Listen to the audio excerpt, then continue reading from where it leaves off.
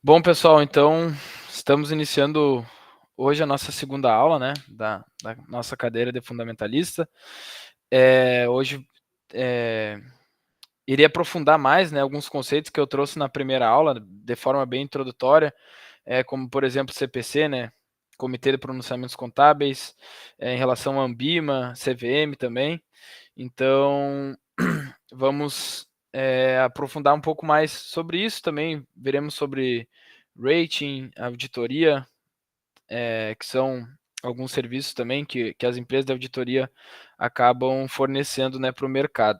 Lembrando todo mundo que, para quem não preencheu, né, eu acabei que eu não vi mais depois, para quem não preencheu ainda os grupos, enfim, preencher os nomes para fazer os grupos para a nossa primeira apresentação qualitativa, tem mais uma semana, né? Eu coloquei o prazo de 2 semanas em relação à primeira aula.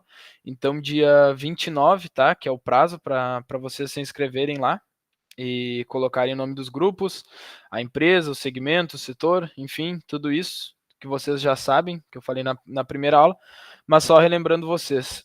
Também dizer que o prazo para me mandarem um áudio, né, explicando o que foi tratado, o que foi abordado na aula, é de 3 dias, né, até sexta, tem hoje, terça, quarta, quinta, mais sexta ainda, então, se contar com o dia de hoje, dá 4 dias, né, e quem não acabou não faltando a aula e não mandou ainda, o prazo já acabou e vai ficar com falta. Tá, então começando a nossa aula aqui hoje, começamos com com os conceitos, né, que eu falei que vão ser tratados hoje: auditoria, contabilidade, regulação e, por último, temos agências de classificação de risco, o famoso rating, né? Rating de crédito, risco de crédito. Auditoria, o que é auditoria, então? Auditoria é uma das principais funções, né, da auditoria financeira, é fiscalizar a eficiência e conformidade dos controles financeiros geral de uma organização, verificando se os valores reais são compatíveis com os apresentados em extratos bancários e registros contábeis, além de comprovar se a atuação da gestão financeira está de acordo com as leis e normas da contabilidade financeira. Contabilidade brasileira. É importante lembrar que essa auditoria que a gente tá falando, nessa auditoria financeira, é auditoria externa, tá? É feito por uma empresa contratada, independente, que vai auditar as contas, né, dessa empresa de forma independente, sem qualquer vínculo, para ver se está tudo certo, para ver se não está ocorrendo alguma fraude, alguma evasão, né, fiscal, que a gente estudou na última aula, alguma irregularidade dentro da empresa, tá?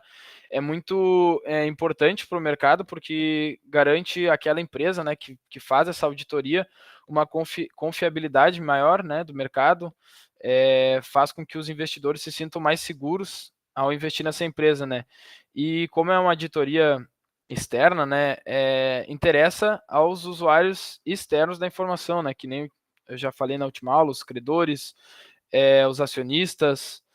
Então, todo mundo que é externo à empresa interessa muito, tá? Qual que é a importância que tem para o mercado de capitais, né? Fornecer informações corretas sobre a empresa para os usuários externos, que nem falei, e evitar possível fraude contábil, né? A maquiagem contábil, como ocultar prejuízos, inflar lucros para benefícios próprios da empresa, né?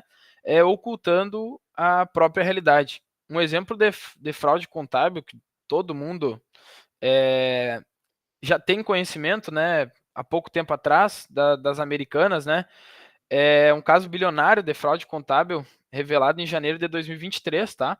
Resultou em prejuízo estimado de 40 bilhões. É muito dinheiro, pessoal. Imagina quem era comprado, quem estava investindo nessa empresa, estava as Americanas, né, ali, né, realizando um lucro bacana, né, através da maquiagem dos balanços, né? E aí, do dia para a noite, o pessoal vê que aquilo ali era uma farsa, era uma mentira, que estavam só inflando os lucros para benefício próprio, né? E além dos esquemas de corrupção, de desvio de dinheiro, enfim, dos administradores, né? A empresa alegou inconsistências contábeis. Ao serem investigadas, revelaram um esquema complexo e engenhoso de manipulação de resultados para inflar lucros e valorizar as ações. Então, tá aí a importância da auditoria, tá? Auditoria financeira externa, realizada por empresas independentes para melhor atender o mercado, para melhor ter transparência, né, eficiência das empresas, e isso daí faz bem para todo mundo, tá? É, como é que era feita essa fraude, né? Um pouco mais da curiosidade. A fraude envolvia a contabilização de verbas publicitárias antes de serem recebidas, tá? E a manutenção dessas verbas no balanço, mesmo após o cancelamento das compras, que resultava em um lucro artificial. Quando veio à tona, né, essa revelação da fraude, levou uma queda enorme, né, no valor das ações da empresa, a renúncia de executivos, abertura de investigações pela Polícia Federal e o pedido de recuperação judicial pelas americanas. Então foi um rombo muito grande, né? As principais empresas de auditoria, né, as famosas Big Four do segmento, é Deloitte, Ernst Young, KPMG e PricewaterhouseCoopers, tá? Além da auditoria externa, né, que é o serviço mais famoso que essas empresas prestam, né, também temos outros serviços, como consultoria tributária, né, que nem eu comentei um pouco anteriormente na outra aula, que é garantir a eficiência tributária, por meio do planejamento tributário, elisão fiscal, né, fazer com que a empresa pague menos impostos de forma lícita. Também temos a auditoria interna, né, que é o contrário da externa, que é para o ambiente externo, visando informações para informações para usuários externos, tinha esquecido o nome. A auditoria interna é meio autoexplicativa, né? É para os usuários internos, contribui para a eficiência, né? Seguridade e conformidade da organização ao identificar problemas e propor soluções, agregando valor a seus processos e operações. Então, é muito importante para a empresa ver onde é que ela pode estar tendo algum desperdício de matéria-prima, algum serviço que não está sendo cumprido como devido combinado, alguns processos que não estão sendo feitos, que nem gostariam os administradores, né? Então, é muito importante também esse serviço de auditoria interna. Também temos a assessoria financeira, né? Dentro dessa assessoria financeira tem o famoso M&A, né? Que é o Mergers and Acquisitions, que significa, no português, fusões e aquisições. É o processo onde empresas se unem ou já são adquiridas por outras, né? Com o objetivo de criar valor, aumentar o tamanho e a capacidade competitiva, ou até mesmo diversificar suas operações, né? Que é um dos também objetivos do M&A. Então, essas empresas também atuam auxiliando nesse exemplo, né? Aí aqui um pouquinho mais, é mais a título de curiosidade, tá, pessoal, que eu estou trazendo aqui para vocês, mais questão histórica, né, da Deloitte, Ernst Young, PricewaterhouseCoopers e a KPMG. Então, vou ler bem rapidinho, tá, para vocês. Fundada em 1845, em Londres, né, desde então, a Deloitte, no caso, expandiu operação pelo globo e chegou ao Brasil em 1911, para auditar companhias ferroviárias britânicas que faziam negócios aqui. Atualmente, a Deloitte conta com cerca de 330 mil profissionais. Em termos de receita, lidera o Big Four com 47 bilhões em 2020. A maioria das empresas, tá? Das empresas grandes de auditoria são resultado de fusões e aquisições, tá? Do segmento. Antes eram as Big Ten, aí foi diminuindo conforme foram se envolvendo em escândalos, outras foram acabando indo à falência, então foi juntando bastante empresas até se tornar o que é a Big Four. Só deixa eu ver a relação à câmera que eu acho que travou aqui.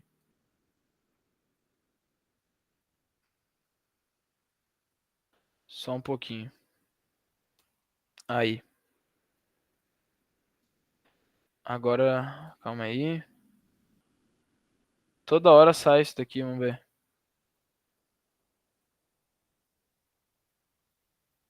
Aí, pessoal. Desculpa. Enfim, Ernst Young, decorrente da fusão, que nem eu falei, muitas foram de fusões, né? Decorrente da fusão entre Ernst Young e Arthur Young Company, ambas com presença em vários países. Para justificar a integração Big Four, Ernst Young conta com mais de 700 escritórios, 270 mil funcionários, né?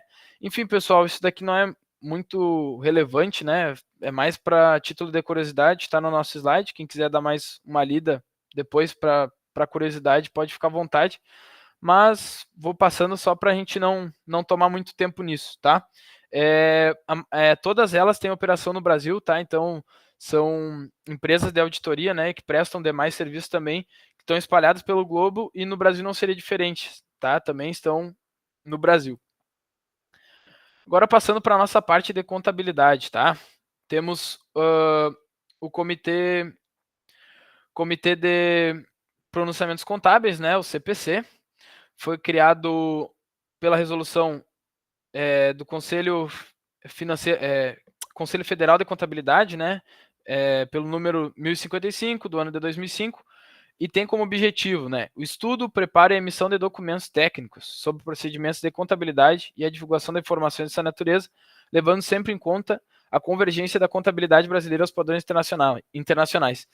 Então, o CPC foi criado, né, com o objetivo de nortear, de adaptar a nossa contabilidade brasileira aos padrões internacionais, né, o que já estava sendo feito lá fora.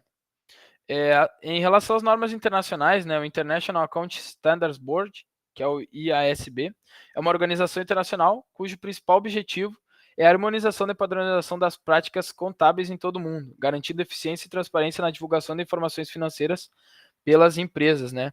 É muito importante, né, as nossas normas, né, da contabilidade brasileira estar adequada aos padrões internacionais, principalmente para atrair capital estrangeiro, né? Por exemplo, quando o investidor internacional vai olhar um balanço, né, das nossas empresas brasileiras, imagina se tivesse cada empresa de algum jeito, a bagunça que seria para quem é investidor que não é residente, né, que não é brasileiro, entender esses balanços. Então acabaria que até desmotivaria, né, o investidor a aplicar o capital dele aqui, por talvez não sentir confiança e transparência nos nossos padrões contábeis. Então é muito importante, né, a atuação do CPC no Brasil para adequar a nossa contabilidade, né, aos padrões internacionais. Passando ali para a parte do IASB, né, responsável pela publicação e atualização das International Financial Reporting Standards, né, que no português tem a tradução de normas internacionais de relatório financeiro. São um conjunto de normas contábeis, né, internacionais que visam padronizar a forma como empresas relatam suas informações financeiras, facilitando a comparação, muito importante essa parte, né, facilitando a comparação e análise de resultados entre empresas de diferentes países. Então, o mais importante é isso, é padronização internacional das normas contábeis, né, que é o mais importante. O objetivo principal, né, da IFRS é garantir que as demonstrações financeiras sejam transparentes, comparáveis e de qualidade em nível internacional. Passando mais ali para os produtos, né, do CPC. O CPC tem os pronunciamentos técnicos, interpretações, orientações e comunicados, tá? Daqui a pouco eu vou mostrar o site do CPC para vocês. E a origem, né, do CPC foi idealizada a partir da união de esforços e comunhão de objetivos, né, das seguintes entidades, né?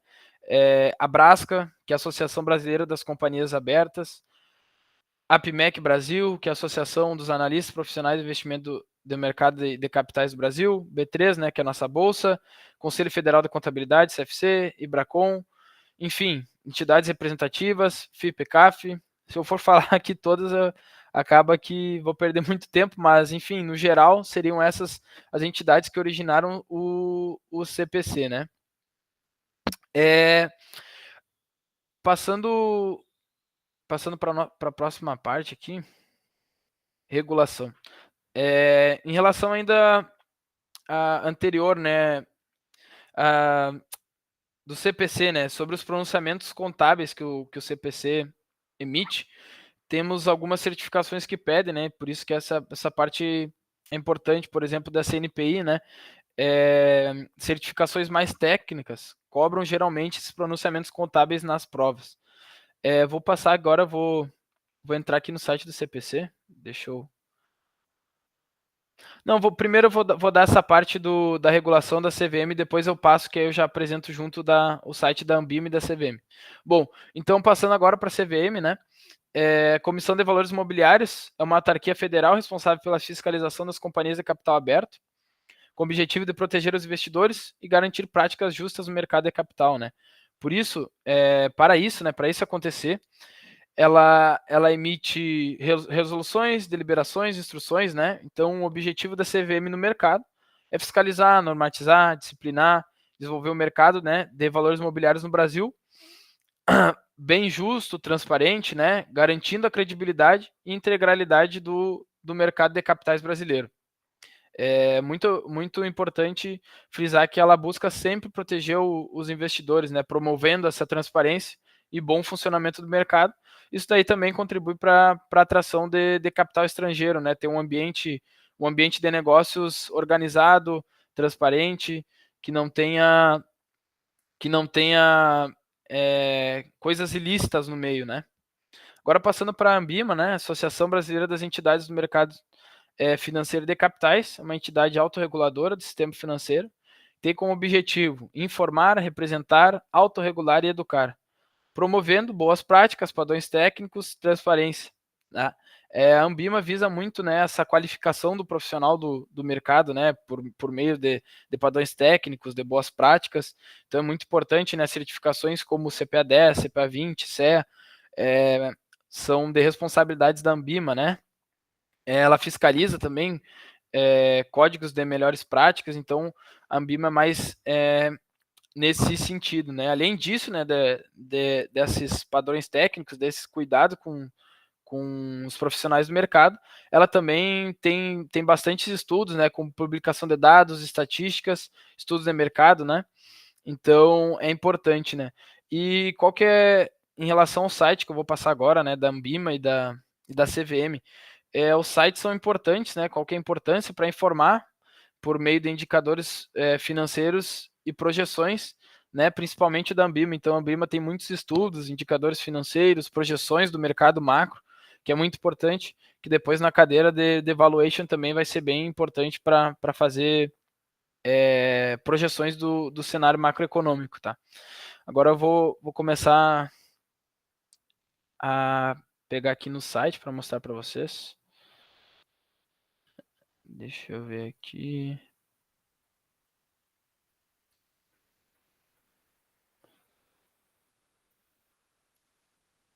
Para apresentar aqui.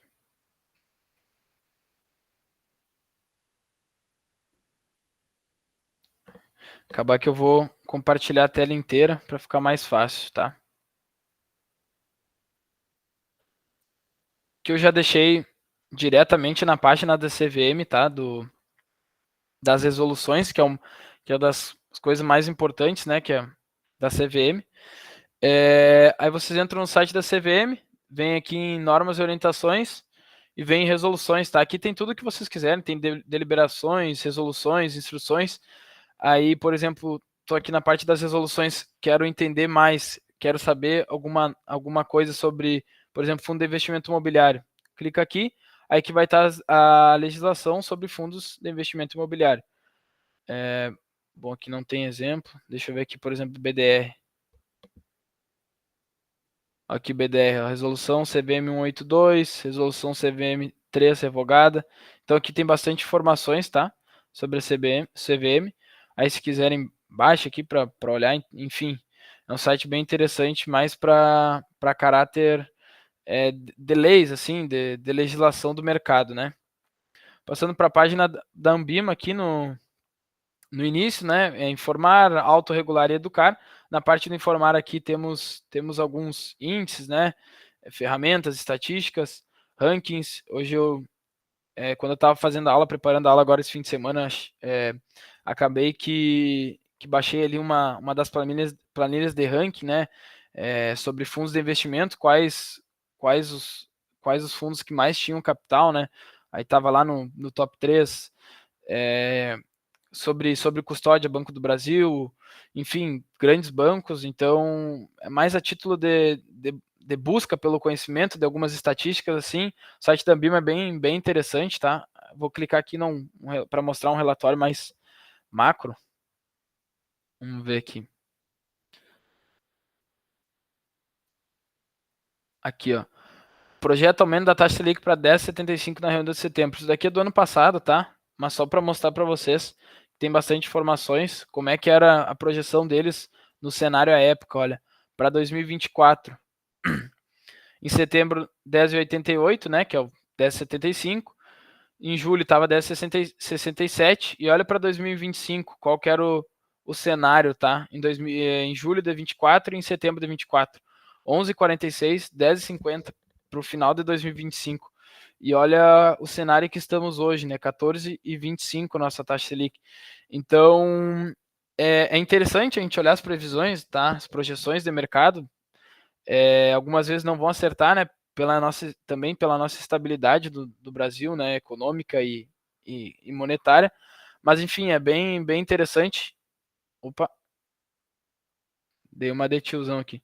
É bem interessante também a gente buscar essas informações, né? Esses conteúdos que a Ambima acaba publicando, então é bem legal. Atividade econômica, projeções do PIB para o trimestre, evolução das projeções do PIB. Então, bem interessante. Também temos a parte aqui dos códigos, né, da autorregulação, taxas, atividades conveniadas, administração e gestão de recursos, então, bem legal. E aqui é mais a parte da educação, né, das certificações que temos, CEA, CPA 20, CPA 10, alguns cursos aqui, ó, tem cursos gratuitos online, de atualização.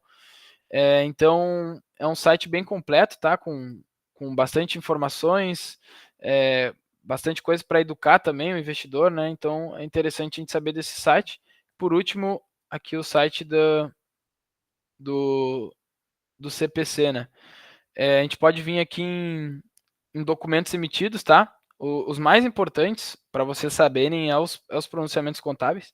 Aí vendo aqui, a gente, só vou colocar aqui mais para baixo, a gente vê tudo que vocês quiserem saber sobre, por exemplo, um determinado assunto, né, do balanço, tipo ativo intangível. Vocês cliquem aqui, vou abrir o documento aqui para mostrar um que eu baixei, que era sobre estoque, tá? Para mostrar mais ou menos a estrutura de forma rápida para vocês. Deu um pronunciamento técnico do CPC, né? De estoque. Aí aqui apresenta o objetivo, o escopo, enfim, só para vocês terem uma ideia. E aí o que vocês precisarem entender e buscar sobre estoque, temos aqui nesse documento, tá? É bem completo esses documentos. Bom, sobre o site seria isso, tá? Vamos passar agora para outra parte da nossa aula.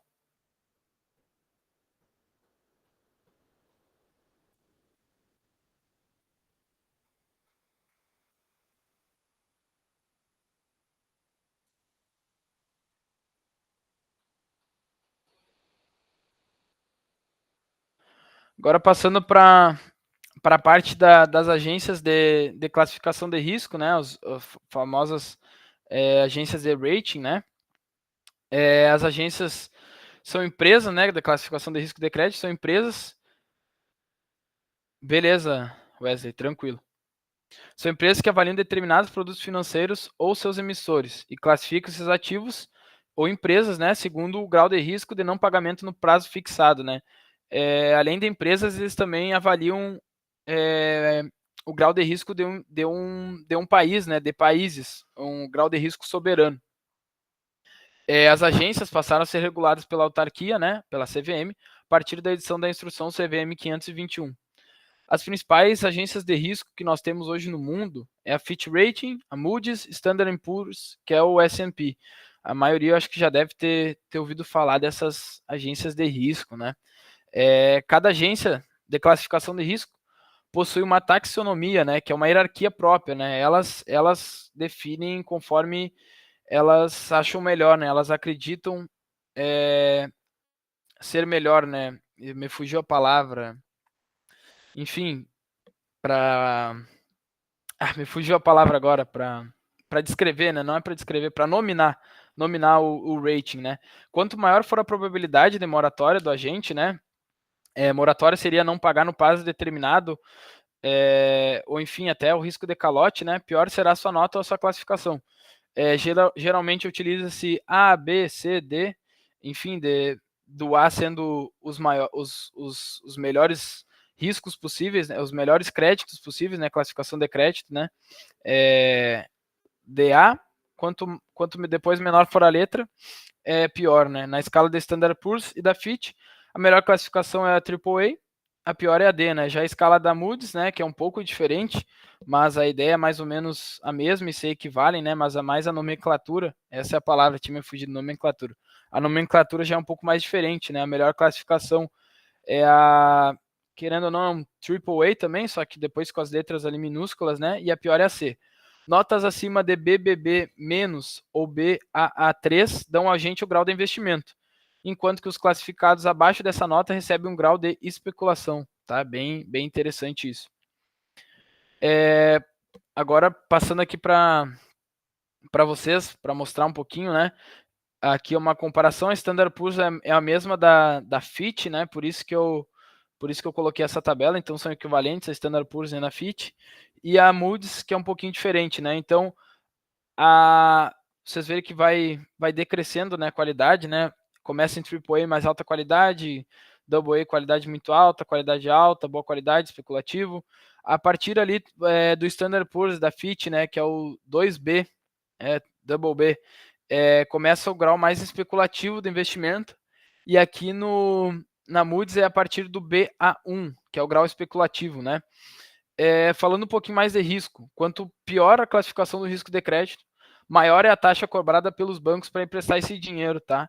E também em relação a esse pior risco de crédito, né? Pior classificação do risco de crédito, quanto pior for essa classificação, os credores vão estar dispostos a emprestar esse dinheiro por um prazo menor, né? Não vão estar dispostos a emprestar esse dinheiro por um prazo maior, pelo fato do risco de calote, né? Por exemplo, empresas, né, inseguras, empresas que não são sólidas, a longo prazo as chances dela quebrar são maiores do que umas empresas já consolidadas.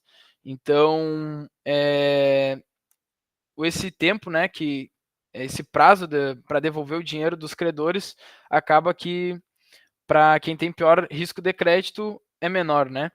Em relação, para explicar agora, né, essa classificação, né, do grau de investimento e quando depois vira grau especulativo, né? O grau de investimento representa, né, o que o investidor ou país possui uma boa situação financeira e capacidade de pagar suas dívidas.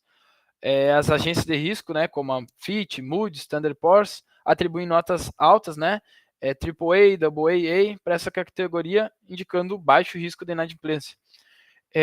Com relação a essa melhor classificação, os investidores se sentem mais seguros e são atraídos para investir em ativos com esse grau de investimento, né?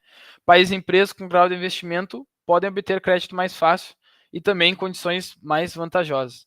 Já o grau especulativo indica que o devedor tem uma situação financeira mais frágil, tá? Não indica que vai quebrar de forma bem resumida. Não indica isso, mas é algo mais frágil, não é tão consolidado que nem empresas e governos mais fortes, vamos dizer assim, né? Financeira mais frágil, né? E maior probabilidade de não pagar as dívidas. Essas agências de risco já atribuem notas mais baixas para esse tipo especulativo, né? A partir ali do BB, do B e do BA1, do caso da Moody's, né? Para essa categoria, indicando alto risco de inadimplência. Em relação a esses ativos, os investidores já são mais cautelosos, pois mais a expectativa de retorno, né, com esses ativos que tem maior risco também costuma ser maior para recompensar o risco-retorno, né? Agora passando pro site aqui da Fitch, né, para mostrar para vocês um exemplo prático das avaliações de crédito que a Fitch faz.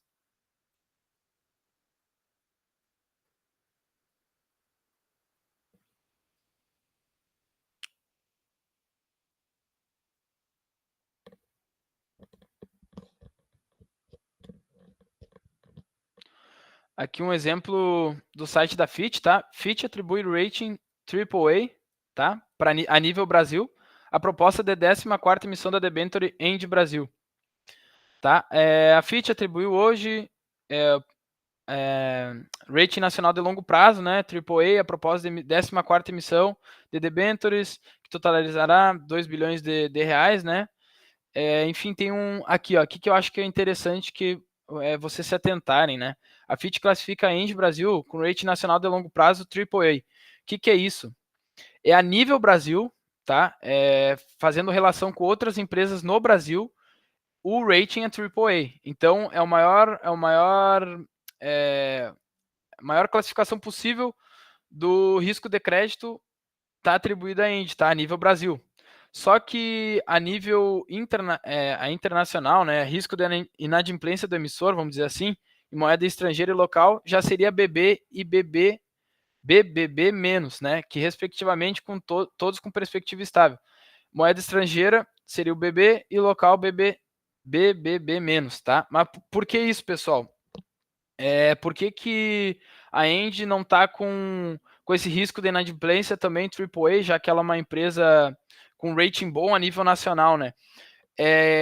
Geralmente, né, quase 100% das vezes, uma empresa de rating não vai atribuir um rating para a empresa de determinado país maior do que o nível soberano. Por exemplo, o nível soberano do Brasil hoje é BB. Então não tem como a Engie, por exemplo, ter AA. AA para risco de inadimplência do emissor, entendeu?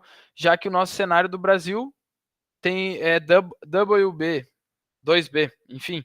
Então, seria mais ou menos essa ideia que eu queria passar para vocês. O risco soberano é mais ou menos o teto do risco de inadimplência do emissor. Já que a Engie é uma empresa a nível Brasil, seria meio que difícil, né? Quase impossível ela passar desse teto que é o BB. Então, isso é muito, muito, muito importante, né? Entender isso. Aqui, ó. O IDR em moeda estrangeira é limitado pelo teto país do Brasil, né, que é o BB, enquanto o ambiente operacional brasileiro limita o IDR em moeda local, tá? Então seria mais ou menos isso, né? Por que as empresas brasileiras quase nunca recebem nota acima desse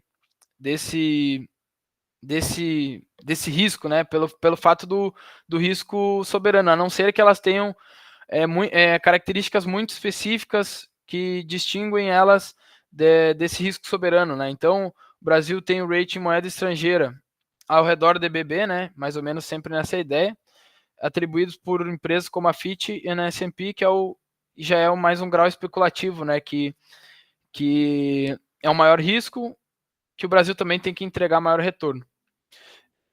As empresas, né, para ultrapassar esse risco soberano, tem alguns exemplos, a não ser que a empresa tenha receita significativa no exterior, ou tenha baixa exposição ao risco doméstico, né, do Brasil, ou que ela também emita dívida fora do Brasil, com proteção cambial e sem dependência do governo.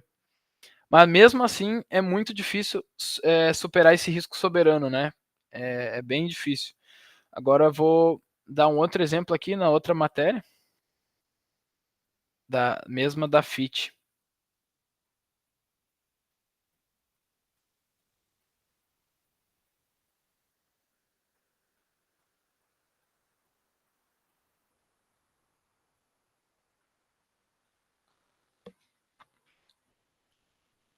Que outro exemplo, pessoal, só para a gente terminar, tá? Fitch afirma ratings BB para banco BB e AAA para do Banco do Brasil, perspectiva estável. Fitch afirmou hoje os IDRs, né, rating de inadimplência de longo prazo, e local BB e o rating nacional de longo prazo AAA, né, todos com perspectiva estável, do Banco do Brasil também. Aí aqui eles também colocam os fundamentos, né, desse rating, por que eles atribuíram esse rating, né, suporte do governo, né, como o Banco do Brasil é uma empresa do governo, né, então sempre que necessário, né, o governo vai ajudar o Banco do Brasil, então isso daí é muito, muito importante, né, no entanto, ó, o que diz aqui, né, no entanto, o soberano tem moderada flexibilidade financeira e capacidade para fornecer suporte, né, se precisar o Banco do Brasil. Forte posição no mercado local, né, é um grande banco, né, com uma base de captação granular estável, também considera a adequação capitalização do Banco do Brasil, bem equilibrada carteira de crédito, perfil de negócio diversificado, forte no segmento agrícola, onde tem 57% do mercado, importante. O Brasil é um país do agro, né? Então, o Banco do Brasil bem colocado nesse sentido. Melhora as práticas em governança, mix de garantias beneficia perfil de risco, pressões de qualidade de ativos, resultados resilientes, enfim. Então, é interessante, né, acompanhar essas notícias, né, dessas empresas de classificação de risco de crédito. Eu trouxe mais a nível de curiosidade para mostrar para vocês, né?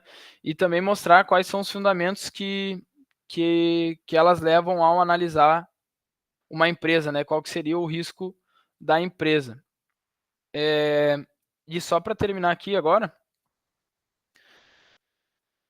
mostra um pouquinho melhor do que a última tabela que eu mostrei sobre as classificações. Para terminar aqui, então, grau de investimento e grau especulativo, né? Dá para ver bem ali onde é que passa do grau de investimento e grau especulativo. BB+, para Standard Poor's e Fitch Rating, e a Moody's é o BA1, né? E a partir dali para baixo é um grau mais especulativo, com maior risco de crédito e possivelmente maior exigência de retorno para quem for investir. Bom, pessoal, a aula de hoje seria isso, tá? Alguém tem alguma dúvida sobre alguma coisa? Alguma sugestão que eu possa trazer para a próxima aula sobre o tema? Alguém ficou com alguma dúvida, alguma coisa?